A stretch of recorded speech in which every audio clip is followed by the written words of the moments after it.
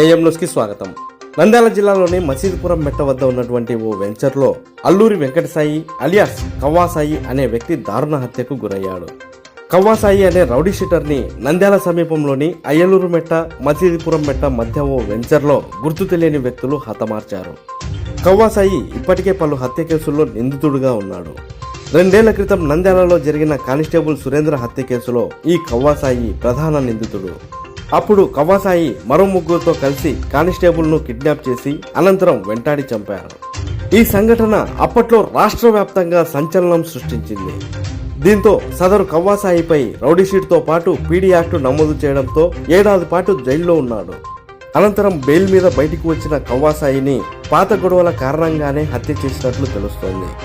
సమాచారం అందుకున్న పోలీసులు సంఘటనా స్థలానికి చేరుకొని మృతదేహాన్ని పరిశీలించి అనంతరం కేసు నమోదు చేసుకుని దర్యాప్తు చేపట్టారు. హత్య జరిగిన ప్రదేశాన్ని నంద్యాల ఎస్పీ అధిరాజ్ సింగ్ రాణా, డీఎస్పీ రవీంద్రనాథ్ రెడ్డిలు పరిశీలించారు. అయితే మృతుడు కవ్వాసాయి తల్లి మీడియాతో మాట్లాడుతూ సంచలన వ్యాఖ్యలు చేశారు.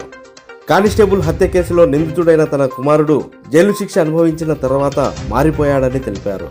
కానిస్టేబుల్ సురేంద్రను తన కుమారుడు చంపలేదని, చంపిన వాళ్లను పట్టించాడనే కక్షతోనే వారు ఈ దురాఘాతానికి ఒడిగట్టి ఉంటారని మృతుడి తల్లి తెలిపారు.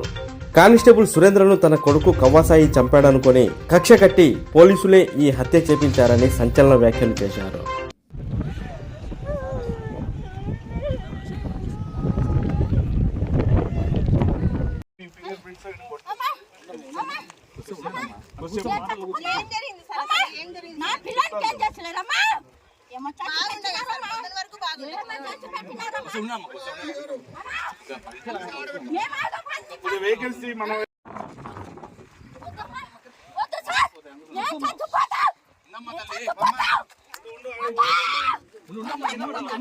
వెంకటసాయి అలియాస్ కవ్వ అనే అతన్ని ఇక్కడ అక్కడ చేసినట్టు తెలిసింది. రౌడీ సీట్ మర్డర్ కేసుల్లో ఉన్నాడు. దానిపైన ఎవరు చంపారు అనేటువంటిది క్లారిటీ రావాల్సి ఉంటుంది. విచారం చేసి పద్ధతి తొందరగా అరెస్ట్ చేస్తారు. అంటే అమ్మ మంత్రితో చెప్పి అమ్మా అన్నాడు.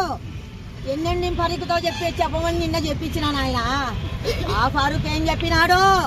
ఈ ఎస్పీ డ్రామా ఆడి నా కొడుకుని ఖతం చేశాడు.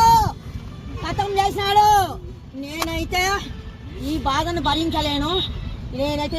భరించలేను. నా కొడుకు తప్పు చేయలేదు, కానిస్టేబుల్ చంపలేదు. చంపిన వాళ్ళు వేరే, చంపిన వాళ్ళు సుబాను మాలిక్ వాళ్ళల్లో ఉండారు. నా కొడుకుని పట్టణ పెట్టుకున్నాక ఎంత ఇది నాయన వాళ్ళకు తెలుసు. ఒక్కడు దొరకలేదు పెద్ద అని. నా కొడుకును 3 నెలలు మమ్మల్ని టార్చర్ పెట్టి ఆ పెద్ద ఎక్కడున్నారని ఫోన్ లో వాడిని మంచి మాటలు పెట్టించి పెద్దగాన్ని పట్టించినారు. వాళ్ళు పట్టుకోనికి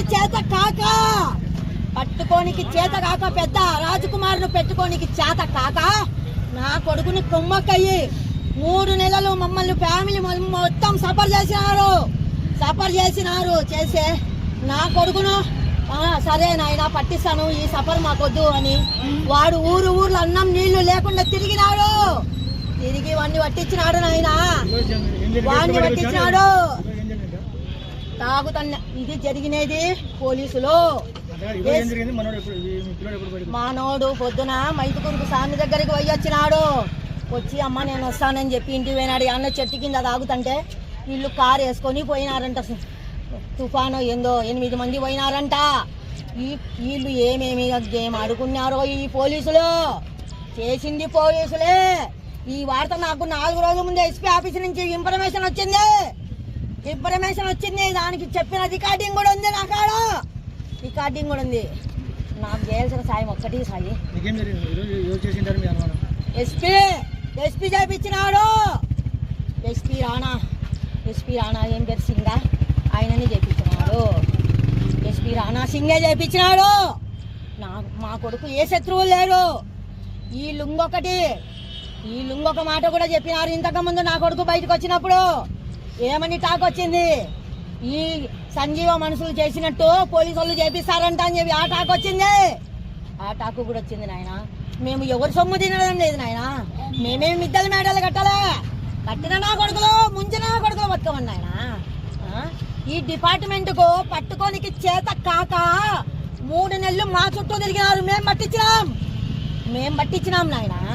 వాడిని ఇంతవరకు పట్టించాం. మళ్ళా చేతనే పట్టుకాల్సింది. మంచి చేసిన వాళ్ళని ఇంకా అన్యాయం చేస్తారా? కానీ వాళ్ళు ఆ దేవుడు అనేవాడు ఉంటే ఏరో ఒకరోజు ఆ దేవుడిని వాళ్ళకు చూడకపోరు.